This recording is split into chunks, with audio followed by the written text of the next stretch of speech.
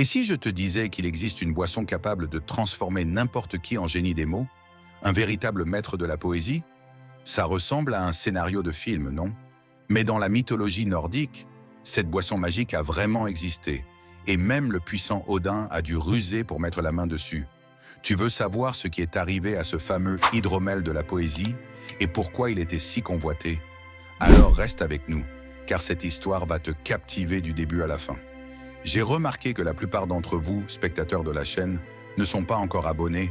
Alors si vous aimez notre contenu, ne perdez pas de temps et abonnez-vous à la chaîne. Voulez-vous voir une légende, une saga ou une histoire que vous aimez en vidéo? Commentez une suggestion de vidéo. Voulez-vous être mentionné dans notre vidéo? Commentez votre nom et d'où vous nous regardez. Il était une fois, dans la mythologie nordique, un personnage unique appelé Kvasir. Mais Kvasir n'était pas comme les autres. Il était né de la salive des dieux et des géants, un genre d'accord de paix après une grande guerre, qui avait laissé des traces des deux côtés. En gros, Kvasir était la sagesse incarnée. Il parcourait les mondes, partageant son savoir et répondant aux questions les plus complexes, sans même transpirer. Mais voilà, sa sagesse incroyable a fini par attirer la jalousie de deux nains, Fjalar et Galar. Ces deux-là n'étaient pas des anges, bien au contraire. Ils avaient un plan en tête: transformer la sagesse de Kvasir en quelque chose de bien plus précieux, un breuvage magique. Alors ils ont décidé de l'éliminer. Oui, tu as bien entendu, ils l'ont tué pour récupérer son sang. Avec ce sang, ils ont concocté un mélange spécial en y ajoutant du miel. Et boum, le fameux hydromel de la poésie était né. Cette boisson avait des pouvoirs incroyables. Elle pouvait rendre n'importe qui poète, en lui donnant des talents d'orateur et une sagesse infinie. En gros, boire cet hydromel, c'était s'assurer une place au panthéon des grands esprits. Le truc, c'est que ce n'était pas seulement une histoire de boisson. Cet hydromel représentait quelque chose de beaucoup plus profond pour les Nordiques. C'était le symbole de la quête du savoir, de la créativité et du pouvoir que les mots peuvent avoir sur le monde. Les nains, en créant cette potion, avaient capturé l'essence même de ce que les gens recherchèrent depuis toujours: l'inspiration divine, ce petit plus qui fait toute la différence. Quand Odin, le grand dieu des Nordiques, a entendu parler de cet hydromel de la poésie, il n'a pas pu résister. Imagine un breuvage qui te donne le pouvoir de créer les plus belles poésies, d'avoir des idées géniales, tout ça en un seul verre. Pour Odin, c'était le trésor ultime, et il était prêt à tout pour l'avoir. Mais ce n'était pas si simple. L'hydromel était bien gardé par un géant nommé Suttung. Alors Odin a dû faire preuve de ruse. Il s'est déguisé en un simple travailleur, prenant le nom de Bolverk, et a proposé ses services au frère de Suttung, Boggi. En échange, il a demandé une gorgée de ce précieux hydromel.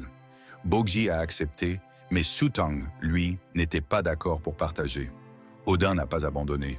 Avec son intelligence et son charme, il a réussi à convaincre Boggi de l'aider à accéder à la cachette de l'hydromel. Ensemble, ils ont percé un trou dans la montagne où Suttung cachait la boisson. Et là, Odin s'est transformé en serpent pour se faufiler à l'intérieur. Une fois à l'intérieur, il a repris forme humaine et a charmé Gunnlod, la fille de Suttung, qui gardait l'hydromel. Grâce à son charme, Odin a pu boire tout l'hydromel sur 3 jours. Mais il ne s'est pas arrêté là. Une fois qu'il a tout bu, il s'est transformé en aigle et s'est envolé vers Asgard, poursuivi de près par Suttung qui s'était transformé en un autre aigle. Ce fut une course-poursuite épique dans les cieux. Finalement, Odin est arrivé à Asgard et a craché l'hydromel dans des vases sacrés, gardant ainsi la boisson pour les dieux et pour quelques rares humains qu'il considérait dignes.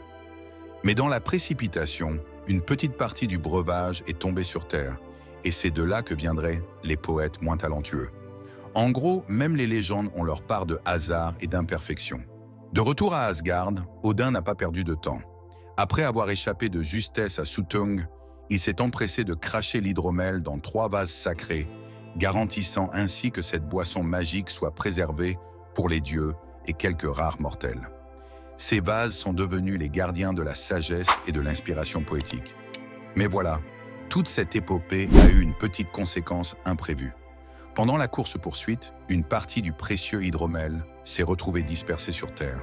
Cette petite quantité tombée par accident n'était pas aussi pure que celle gardée dans les vases, mais elle a quand même donné naissance à des poètes, bien que moins talentueux.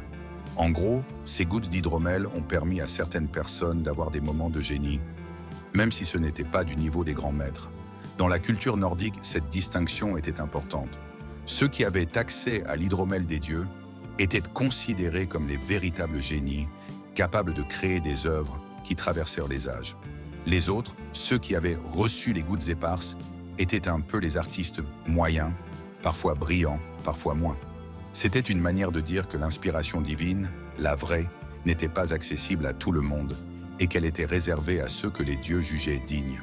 Ce partage de l'hydromel est aussi une leçon sur la rareté du talent et de l'inspiration. Tout le monde peut avoir des éclairs de génie, mais les véritables maîtres, ceux qui marquent dans l'histoire, sont rares et précieux, un peu comme cet hydromel divin. C'est aussi un rappel que même les grandes quêtes, comme celle d'Odin, peuvent laisser des traces inattendues qui changent le destin de ceux qui les croisent. L'histoire de l'hydromel de la poésie, c'est plus qu'une simple légende. C'est une véritable réflexion sur la quête humaine de l'inspiration et du savoir. Odin, le plus puissant des dieux, n'a pas hésité à traverser des épreuves incroyables pour obtenir ce précieux breuvage. Mais pourquoi? Parce que l'hydromel représente bien plus que de simples mots ou de la sagesse. Il incarne le pouvoir de toucher les cœurs, de changer les esprits et de laisser une empreinte indélébile dans le monde. Ce mythe nous rappelle que l'inspiration, la vraie, n'est jamais facile à obtenir. Tout comme Odin a dû ruser, travailler dur et même risquer sa vie pour s'emparer de l'hydromel, nous aussi devons souvent faire face à des défis pour atteindre nos objectifs créatifs. Parfois, on doit faire des sacrifices, se dépasser et surtout ne jamais abandonner. Mais ce n'est pas tout. L'histoire montre aussi que même les dieux ne peuvent pas tout contrôler. Cette petite partie d'hydromel tombée par accident sur Terre, elle symbolise l'idée que, parfois, l'inspiration frappe là où on ne l'attend pas. Certains la reçoivent sans même s'y préparer, tandis que d'autres, malgré tous leurs efforts, n'en auront jamais autant qu'ils le voudraient. Finalement, ce que l'on peut retenir, c'est que l'inspiration, tout comme l'hydromel, est précieuse et rare. Elle doit être chérie et utilisée à bon escient, que ce soit pour écrire, pour créer ou pour simplement vivre avec passion. Et même si tout le monde n'a pas accès à la version divine de cet hydromel, chacun de nous peut trouver un peu de cette magie dans les moments d'éclat, d'intuition ou de créativité qui surgissent quand on s'y attend le moins. En gros, cette légende, c'est une façon de nous dire que la quête du savoir et de l'inspiration est universelle, qu'elle demande du courage, de la persévérance et qu'elle est toujours, d'une manière ou d'une autre, récompensée.